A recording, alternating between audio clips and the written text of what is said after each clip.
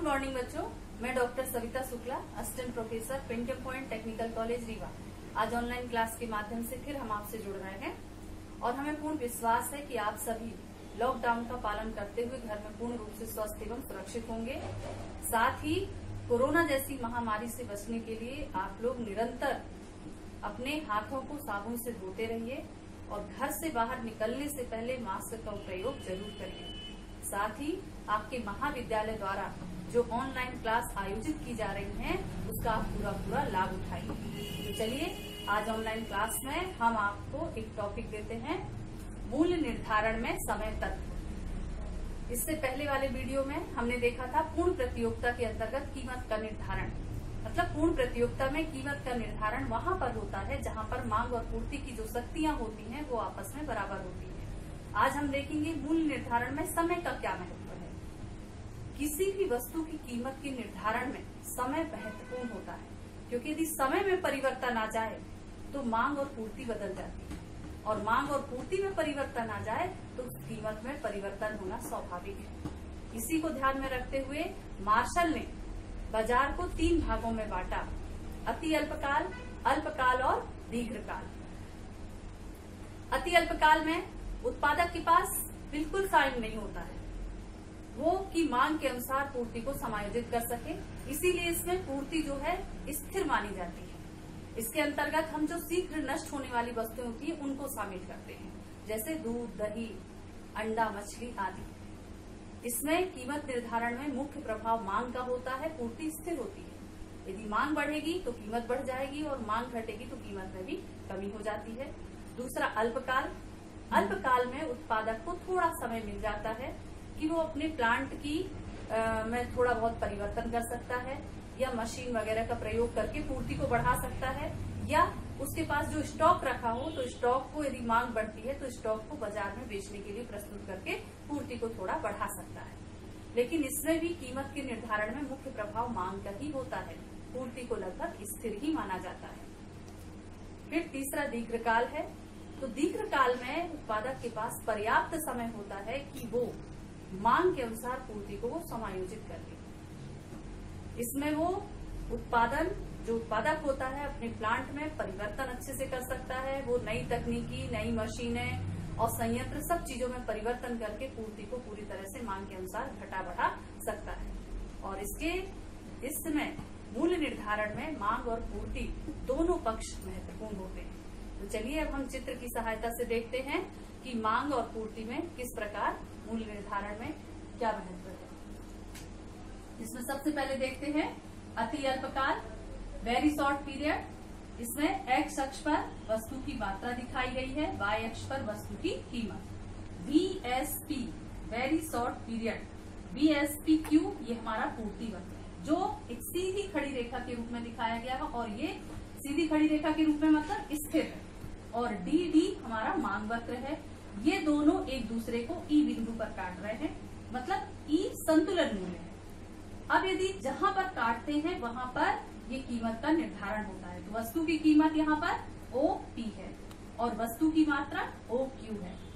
अब यदि मान लीजिए बाजार में परिवर्तन हो, मांग बढ़ जाती है, मांग बढ़ के DD से DD1 हो जाती है, तब ऐसी स्थिति में जब मांग बढ़ेगी तो हमारी कीमत भी OP से बढ़ के OP1 हो गई। लेकिन जो वस्तु की पूर्ति है OQ ही है, मतलब पूर्ति स्थिर है, इसमें कोई परिवर्तन नहीं हुआ। अब यदि मान लीजिए मांग में कमी हो जाए, मांग DD से कम होकर D2 हो जाती है, तो यहाँ पर हमारा संतुलन मूल्य बदल गया, हमारा E1 से फिर E2 हो गया और कीमत भी कम हो गई।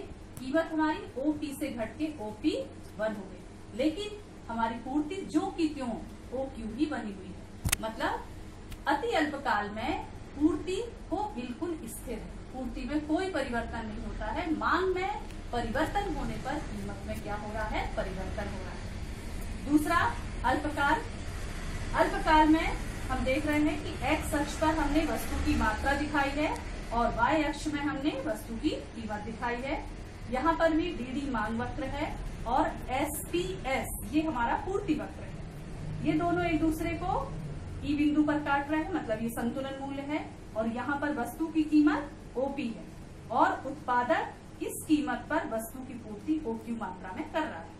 अब यदि बाजार में वस्तु की मांग बढ़ती है, मांग बढ़ के D1 हो जा रही है, तो यहाँ पर उत्पादक क्या करेगा, यहाँ बस मांग बढ़ेगी तो जब कीमत बढ़ के OP से OP1 हो जाती है तो उत्पादक के पास चूंकि समय है तो वो वस्तु की पूर्ति को OQ से बढ़ा के OQ1 कर देता है। अब यदि मान लीजिए किसी कारणवश मांग में कमी आ जाए, मांग D से कम होके D2 हो जाती है, तो वस्तु की कीमत में भी कमी हो रही है, वस्तु की कीमत OP से घट के OP2 हो जा रही है। तो उत्पादक क्या करेगा, जब उसको थोड़ा नुकसान होने लगेगा, लाभ कम हो जाएगा, तो वो वस्तु की पूर्ति को OQ से घटा के OQ2 कर देता है। मतलब यहाँ पर भी पूर्ति वक्र जो है लगभग स्थिर है। मुख्य प्रभाव मांग का ही है। मांग बढ़ने से कीमत बढ़ती है, मांग घटने से कीमत में कमी होती है। अब हम तीसरा देखेंगे दीर्घकाल। दीर्घकाल में जो हम ये दिखाने के लिए यहाँ पर भी हमने x अक्ष पर वस्तु की मात्रा ली है और y अक्ष पर वस्तु की कीमत, लेकिन यहाँ पर हमने VSP, SP और LP ये तीनों वक्रों को एक साथ लिया है। मतलब ये जो समय जो तत्व है अति अल्पकाल, अल्पकाल और दीर्घकाल, इन तीनों को हमने एक साथ लिया है ताकि हम इसमें एक साथ हम एक तुलनात्मक रूप से हम दिखा सकें कि यदि कीमत में परिवर्तन होता है या मांग में परिवर्तन होता है तो कीमत में तीनों में क्या अंतर आता है। तो चलिए देखते हैं। इसमें DD मांग वक्र है और ये तीनों वक्र VSP, SP और LP ये तीनों वक्र ई बिंदु पर काट रहे हैं DD मांग वक्र को। मतलब ये हमारा संतुलन मूल्य है। यहाँ पर वस्तु की कीमत कितनी है, OP1। अब यदि मान लीजिए क्या होता है, यहाँ पर वो वस्तु की पूर्ति को कितनी है, OQ है। अब यदि मांग में परिवर्तन होता है और मांग बढ़ के DD से D1 हो जाती है, तो अब हम देखेंगे कि कीमत में तीनों में क्या अंतर आता है। तो सबसे पहले देखते हैं VSP में। VSP में यदि मांग बढ़ती है और मांग बढ़ने से कीमत बढ़ के कितनी हो जा रही है, OP1। मतलब ये हमारी VSP की कीमत है। फिर इसके बाद वहीं पर मांग बढ़ने से SP में जो कीमत हो रही है इससे कम कीमत हो रही है, OP2। फिर इसके बाद LP में देखते हैं कि कीमत में जो बढ़ रही है लेकिन इसकी तुलना में कम बढ़ रही है, यहाँ पर OP3। मतलब यदि मांग बढ़ती है तो कीमत सबसे ज्यादा VSP में बढ़ रही है, फिर उसके बाद SP में उससे कम बढ़ रही है और LP लॉन्ग पीरियड में सबसे कम बढ़ रही है। क्यों? क्योंकि दीर्घकाल में उत्पादक के पास समय है, तो यदि कीमत बढ़ी तो उसने पूर्ति को बढ़ा दिया और पूर्ति के बढ़ने के कारण कीमत उतनी नहीं बढ़ी जितनी की VSP में बढ़ी, क्योंकि VSP में पूर्ति वक्र हमारा एक सीधी खड़ी रेखा के रूप में स्थिर। तो इस तरह से दीर्घकाल में मांग और पूर्ति इन तीनों शक्तियों या दोनों शक्तियों का महत्वपूर्ण स्थान होता है। अब हम देखते हैं बाजार मूल्य का निर्धारण। बाजार मूल्य के निर्धारण में के अंतर्गत हम देखते हैं कि जो बाजार मूल्य होता है वो अस्थायी मूल्य होता है और ये मांग पूर्ति की जो शक्तियों में परिवर्तन होता है इसलिए इसमें भी परिवर्तन होता रहता है। इसके अंतर्गत हम दो वस्तुओं के अंतर्गत देखेंगे, एक आपकी शीघ्र नष्ट होने वाली तथा निरुत्पादनी वस्तु और दूसरा शीघ्र नष्ट न होने वाली और पुनरुत्पादनी वस्तु। इन दोनों को हमने एक साथ लिया है। शीघ्र नष्ट होने वाली वस्तु मतलब जिनका जो पूर्ति होती है स्थिर होती है, क्योंकि इन वस्तुओं की जो पूर्ति में ये रहता है कि हम तुरंत इनको उत्पादन नहीं कर सकते, मतलब तुरंत इनकी मात्रा नहीं बढ़ा सकते। और निरुत्पादनी जिनका दोबारा उत्पादन नहीं हो सकता है, जैसे कि किसी कलाकार की पेंटिंग हो गई या किसी तरह से कलाकृति हो गई, तो इनका हम जो तुरंत उत्पादन न कर पाए या दोबारा नहीं हो सकता। इनका जो पूर्ति वक्र होता है ये सीधी खड़ी रेखा के रूप में दिखाया गया है। तो हम इसको समझने के लिए देखते हैं। एक्स अक्ष पर हमने मांग और पूर्ति को लिया है, वाई अक्ष पर भी हमने वस्तु की कीमत लिया है। SM ये पूर्ति वक्र है। यहाँ पर हम देखते हैं कि DD मांग वक्र SM पूर्ति वक्र को ई बिंदु पर काट रहा है। यहाँ पर वस्तु की कीमत OP है और वस्तु की मांग और पूर्ति दोनों OM। अब यदि मांग बढ़ती है और मांग बढ़ के बाजार में D1 हो जाती है तो मांग बढ़ने के प्रभाव से कीमत भी बढ़ गई, OP से बढ़ के OP1 हो गई और हमारा जो संतुलन मूल्य है वो E की जगह E1 हो जाता है।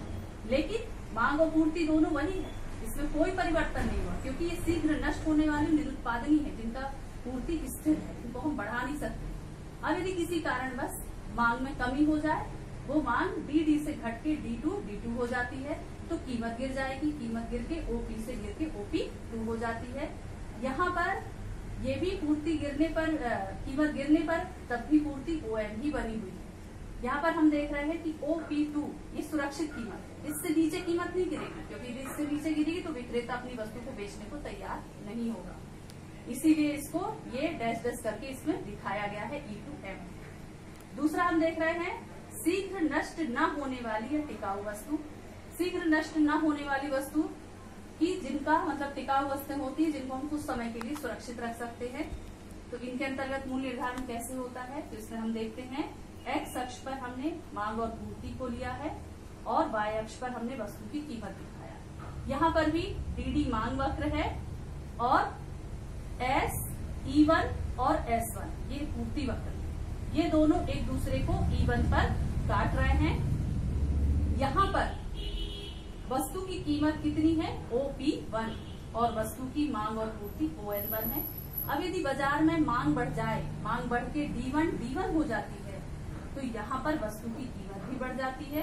कीमत बढ़ के यहाँ पर कितनी हो जाएगी OP2 हो जाती है और वस्तु की जो पूर्ति है वो भी बढ़ के ON से ON2 हो जाती है। लेकिन यदि मान लीजिए बाजार में कीमत और बढ़ जाए, बढ़ के D1 से D2 हो जाती है, तब ऐसे में यहाँ पर अब उत्पादक के पास टाइम नहीं है, वो पूर्ति को नहीं बढ़ा पाएगा। तो हम देखते हैं कि जब मांग बढ़ने से कीमत बढ़ के कितनी हो गई OP3 हो गई। यहाँ पर उत्पादक पूर्ति को नहीं बढ़ा पाएगा, पूर्ति यहाँ पर उसकी यहीं पर स्थिर है। इसीलिए इसके बाद जो इसका पूर्ति वक्र होता है सीधी खड़ी रेखा के रूप में हो जाता है। अब यदि मान लीजिए बाजार में मांग D से गिर के कितनी हो जाए D3 हो जाती है, तब वस्तु की कीमत फिर से गिरेगी और गिर के कितनी हो जाती है, यहाँ पर OP हो जाती है। ये OP या मतलब यहाँ पर वस्तु की पूर्ति को उत्पादक क्या करेंगे, घटाएंगे और घटा के वापस ON2 पर ले आते हैं। OS ये सुरक्षित कीमत है, इससे कम कीमत पर विक्रेता अपनी वस्तु को बेचने को तैयार नहीं होगा, क्योंकि इससे कम कीमत पर बेचेगा तो उसको उसकी लागत नहीं निकल पाएगी और उसको नुकसान होगा। इसलिए इससे कम कीमत पर वो बेचने के लिए तैयार नहीं होता है।